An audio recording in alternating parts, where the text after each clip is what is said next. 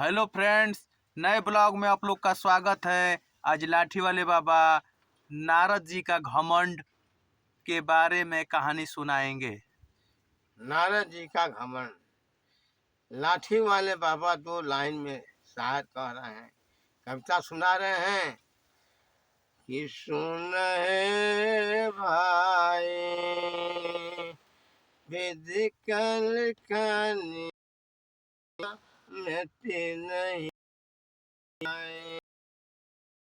सुन हे भाई कल कनी मिटती नहीं जाए।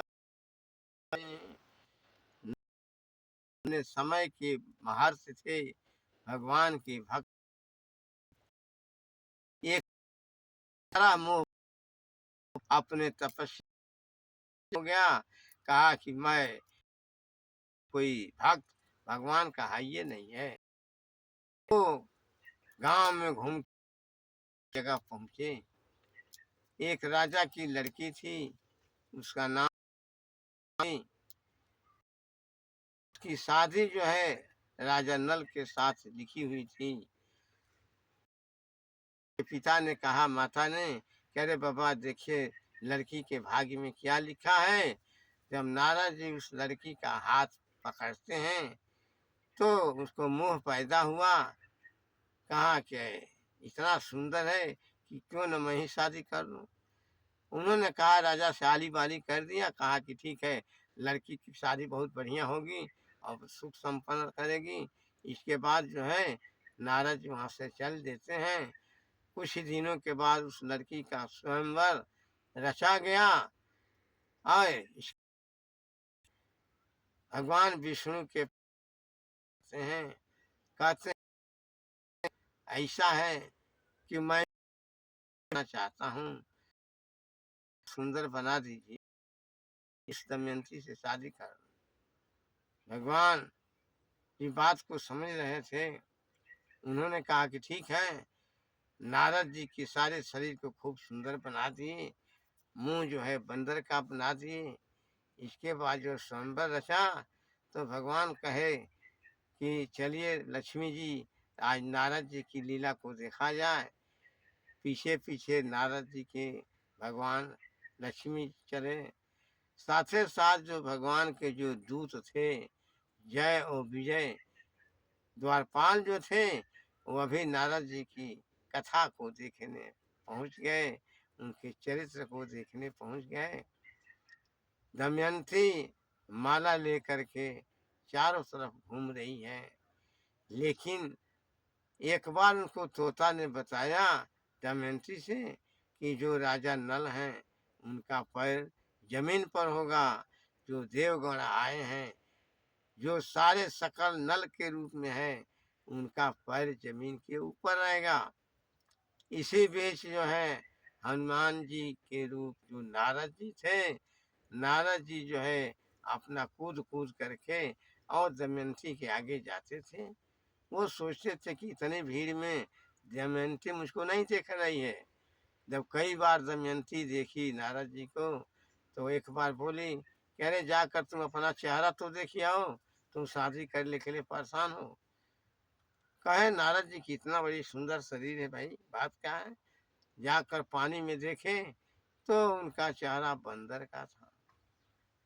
अब क्रोधित हुए, जब चले भगवान के यहाँ।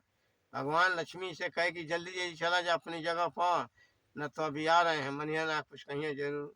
द्वारपाल भी चले गए। जब अपना स्थान पर गए तो नारद जी क्रोध होकर बोले, अय भगवान, मैं आपका प्यारा शिष्य था, आज मेरी मनोकामना को आपने पूरा नहीं करने दिया। मैं स्त्री के वियोग में परेशान हूँ। आज मेरी आत्मा तड़प रही है, तो मैं भी श्राप देता हूँ कि किसी समय आप भी स्त्री के वियोग में तड़पेंगे, परेशान होंगे और यही बंदर का मुंह जो है आपकी मदद करेगा। द्वारपालों को श्राप दे कि जाओ तुम दोनों राक्षस बन जाओ।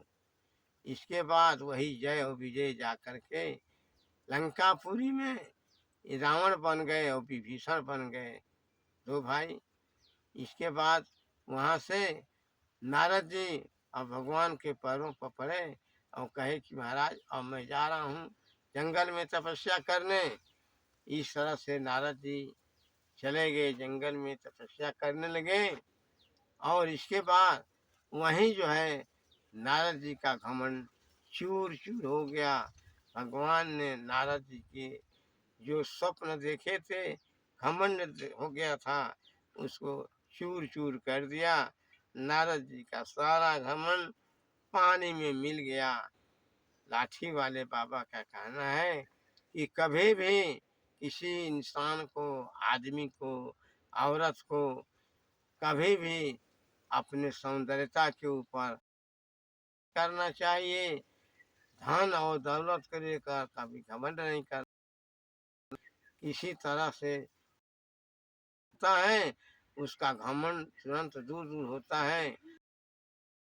कहा है, भगवान ने स्वयं गीता में कहा है कृष्ण जी अर्जुन से कि जब जब हो धर्म की हानि, अपार असुर बढ़े अभिमानी, तब तब धर्म मनुज शरीरा, तब तब धर्म मनुज शरीरा।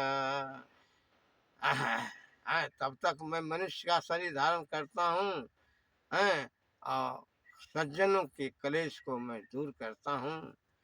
तो इस तरह से नारद जी का मोह को भगवान ने चूर्ण चूर्ण कर दिया। भगवान कहे हैं गीता में कि जब जब किसी के ऊपर घमंड होता है, अहंकार की भावना होती है, उस आदमी को मैं उसका घमंड चूर चूर कर देता हूँ। इसीलिए किसी के ऊपर किसी चीज का मैं होना नहीं चाहिए। भगवान ने अभी कहा है अर्जुन जी से कि जहाँ अहम तहाँ मैं नहीं, यानी जिसके अंदर जहाँ घमंड होता है वहाँ मैं वहाँ से हट जाता हूँ। इस तरह से नारद का मोह, नारद का घमंड चूर चूर हो गया है। बोलिए जय श्री राम।